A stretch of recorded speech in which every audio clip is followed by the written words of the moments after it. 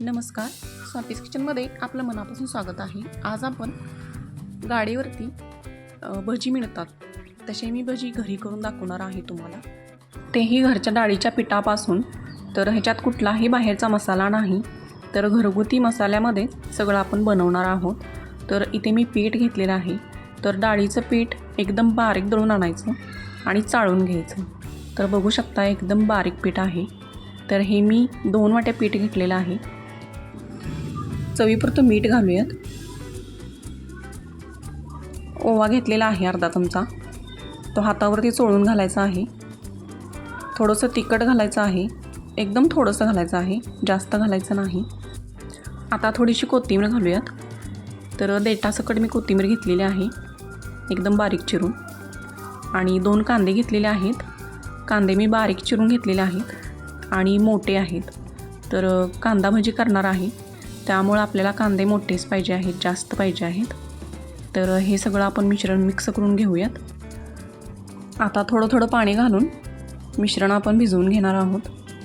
तर एकदम जास्तही पाणी घालायचं नाही, लागल तसं पाणी घालून मिश्रण भिजवून घेऊयात. तर पीठ हाताच्या साहाय्याने भिजवून घ्यायचं आहे, चमच्याने भिजवायचं नाही, कारण हाताने फेटता येतं व्यवस्थित आणि त्याच्यामुळे आपले भजी छान होतात.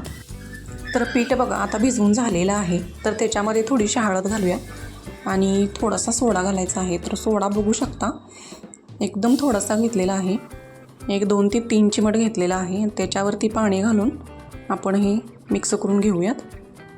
तर हुत्ता होईल तेवढं जास्त फेटायचं आहे.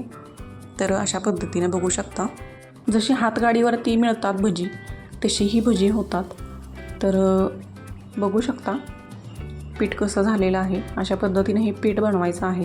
तर एक 5 मिनटासाठी आपण झाकून ठेवून जरा भिजून देऊयात. तर 5 मिनटं झालेले आहेत, बघू शकता पीठ आपलं भिजलेलं आहे. तर मी इकडे तेल गरम करत ठेवलेलं आहे आणि तेल आपलं तापलेलं आहे. त्याच्यामध्ये आपण आता भजी सोडूयात. तर तुम्हाला किती मोठी छोटी पाहिजेत त्या आकाराने तुम्ही भजी सोडू शकता. तर बाहेरची भजी खायची असतील तर भजी मोठेच सोडा. तर बाहेर भजी मोठेच मिळतात. तर अशा पद्धतीने हे भजी मी बनवते, तर खूप छान होतात. तर भजी सोडताना गॅस थोडा कमी करायचा आहे, नाहीतर भजीचा कलर बदलतो. तर जेवढे मावतील तेवढे आपण ह्याच्यामध्ये सोडून घेणार आहोत. तर आता एका बाजूने भाजलेले आहेत, आता आपण पलटी करूयात. तर मस्त अशी भजी झालेली आहेत, बघू शकता.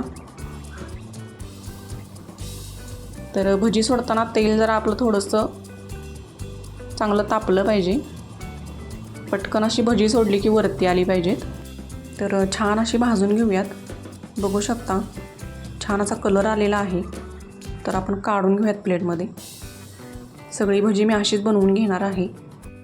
तर बघू शकता भजी आपली तयार आहेत आणि एकदम साध्या आणि सोप्या पद्धतीने तुम्हाला ही भजी मी दाखवलेली आहेत. तर माझी रेसिपी कशी वाटते तुम्हाला कमेंट करून नक्की सांगा. तर ह्यातला एक भजी मी तुम्हाला तोडून पण दाखवते. बघू शकता आतून किती जाळी आलेली आहे, एकदम विकतच्या भजीगत होतो. तर तुम्हीही बनवून बघा आणि कमेंट करून सांगायला विसरू नका.